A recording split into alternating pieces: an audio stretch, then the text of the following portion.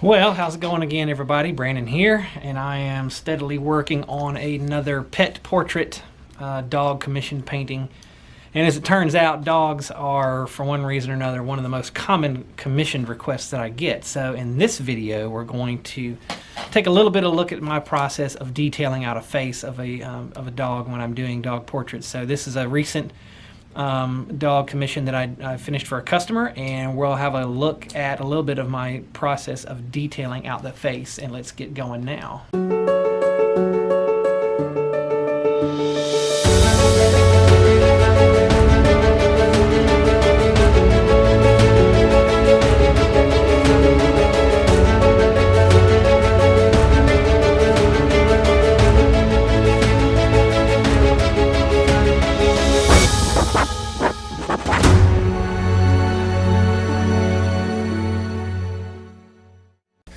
So in this scenario, what I normally do when I'm painting pet portraits is I'm using a source photo that my customers provide with to me anyway, of what they want painted. Now, I should quantify that slightly. This particular dog I'm painting from an actual photo of exactly what the customer wanted, which makes things easy for me. So if you see this photo here, this is what the customer provided.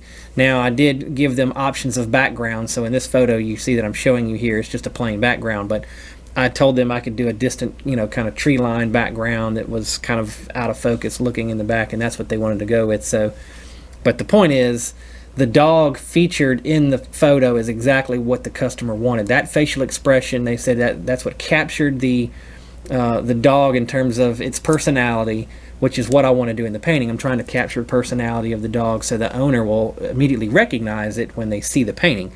So I'm looking for anything like that when the owner says, yeah, my dog always had this look on their face, or was always doing this, or always had its mouth open like that, or whatever.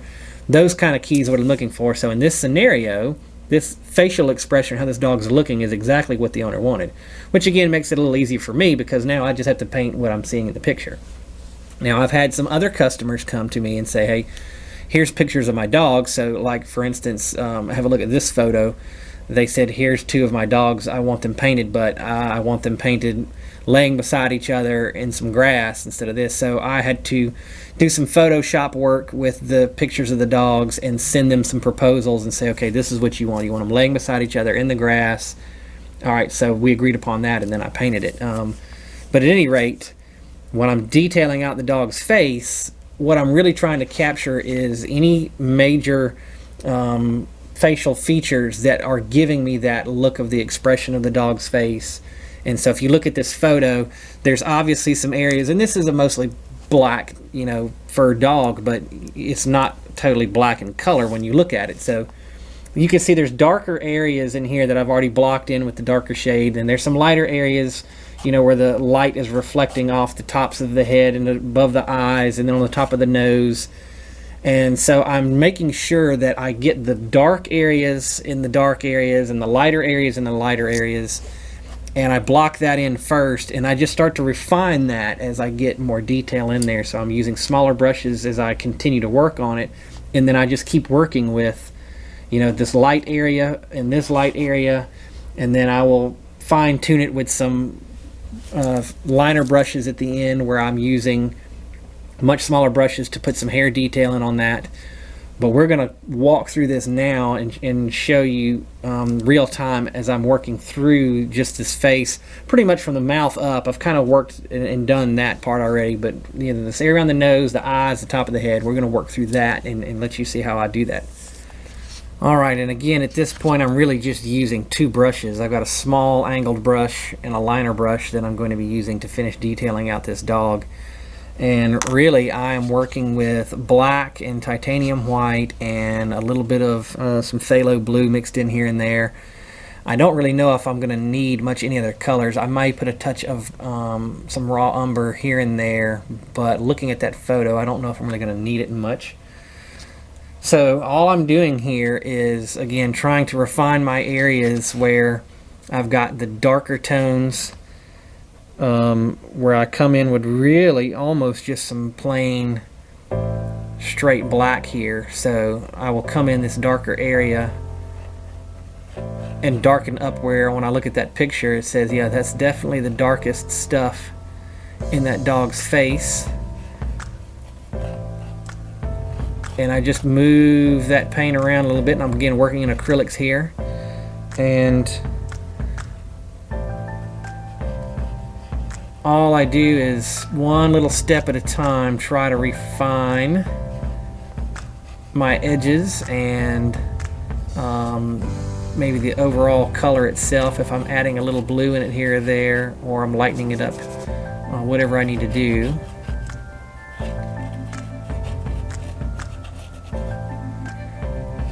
And ultimately we will hopefully arrive at a finished product that we're happy with. So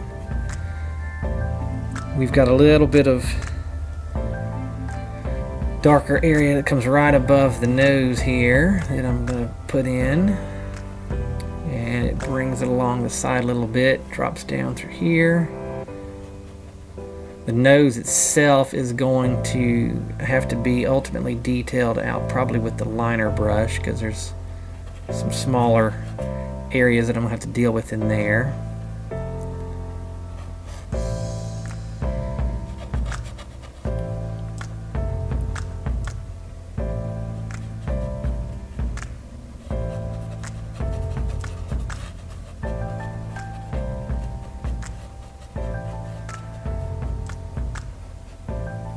So we continue to adjust our color here, adding a little bit of white into the mix.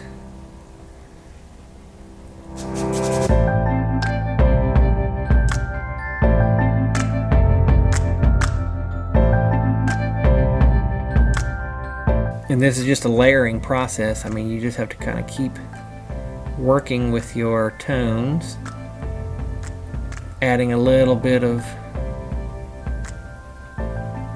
titanium white to some areas to lighten some things up, trying to create the contrasts that you're looking for between your light areas and your dark areas.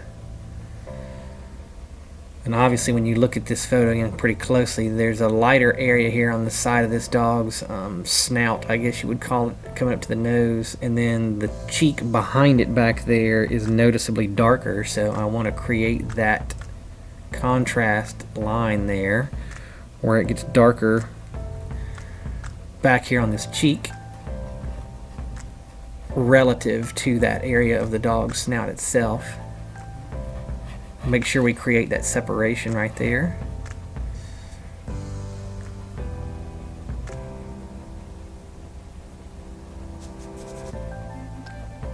And that area that's right below the dog's eye is not quite that bright, obviously. It's not that light, so we're going to have to adjust all of that action here at some point. So we'll darken that in a little bit. And again, this is a process, so I just keep working at it until I kind of get it about the way I want. So none of this is going to be the final step at this point. This is just getting me one step closer to that as I continue to work with these edges. And there's a change here right across this dog's snout, right in this area where things darken up just a little bit compared to the other side. So I'm going to make that adjustment.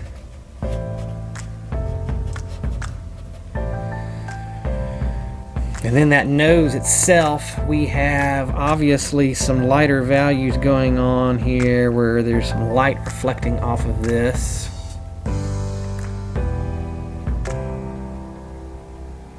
So I'm going to lighten things up a little.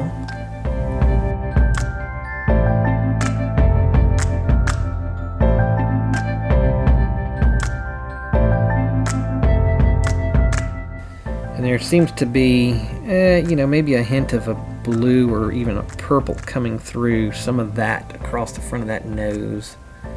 So I'm just going to add a little bit of that in some of this layering process.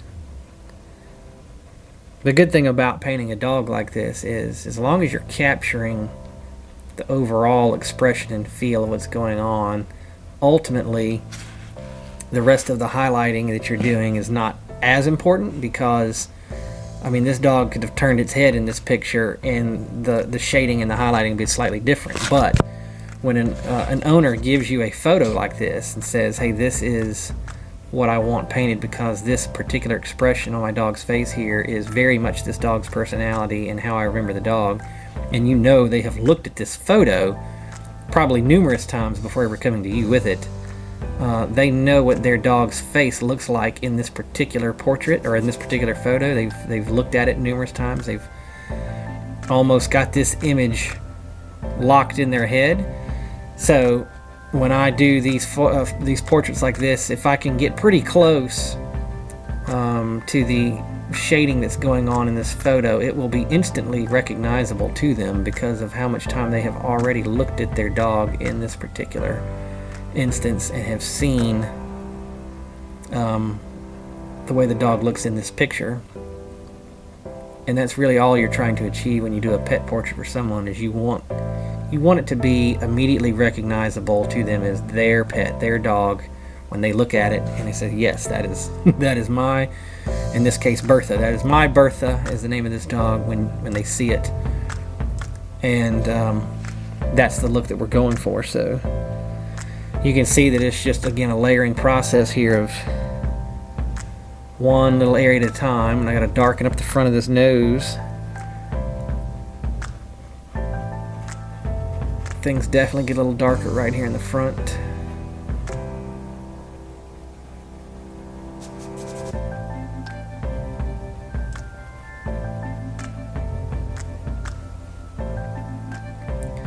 And then the nostrils themselves in there is the darkest thing you can see. And at this point, I'm going to try to get as much work as I can done with this small angled brush before moving to the liner brush. And I mean, I may not be able to get it all done before moving to the liner brush and have to come back to it, but that's my goal anyway, is to try to get as much of this work in as I can with this brush before moving to the smaller one, and then come back and do all my last finishing touches and details with the liner brush itself.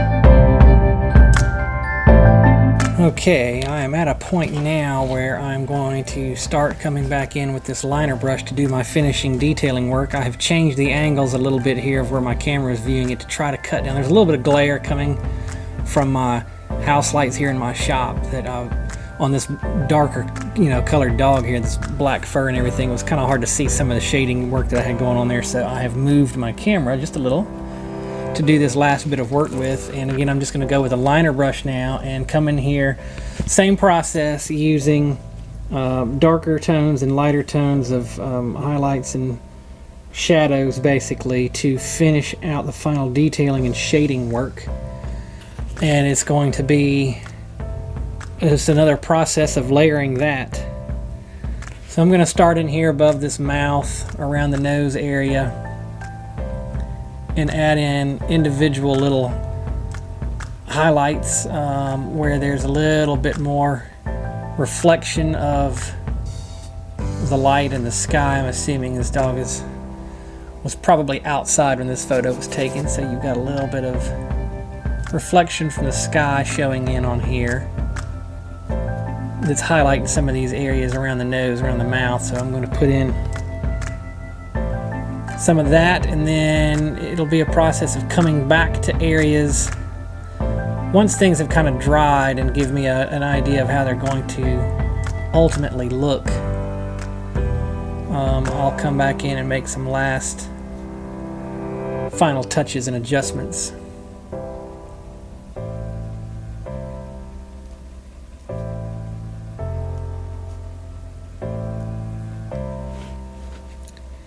The liner brush, though, allows me to do much finer detail work, coming in these smaller spaces.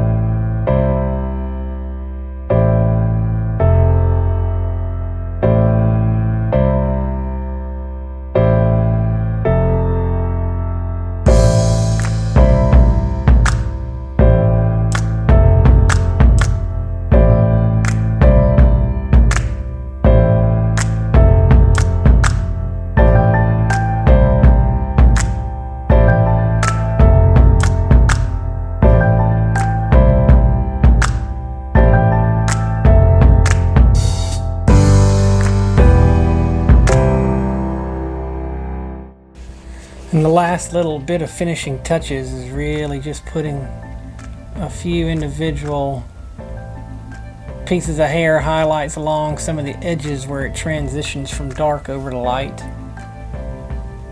in contrast there. And once I've done that, honestly, that's about it. That's all I really do, detailing out these dog faces. Again, I'm trying to achieve an image that is recognizable to the dog owner when they see it, that they say, yes, that is my dog. So I try to capture as much of the facial structure to make it look recognizable as I can. And then, you know, the individual highlights here and there, you know, that again, they can change. If this dog were to shift its turn its head, you know, they would look a little different than this. So you don't have to necessarily be caught up in getting those exact per se, but I do try to capture as much of the facial structure as I can that makes this dog recognizable. So that is my process of detailing out a dog's face. Again, I use larger brushes to block in these colors initially. You can see the full length that I've got going on of that, and then once I get close enough to a finishing point, I will come in here with the small liner brush and do as much detailing as I can with that, and then I finish everything up with a liner. And at some point you just have to say, you know what, I think I'm done. Put a signature on it and call it. So that is going to be my finished product, or pretty close to it anyway, for this particular video. That's all I'm going to do here. If you want to see the full length of this, dig around on the channel there. You'll see the full length walkthrough tutorial of this painting. Until next time, everybody, happy painting.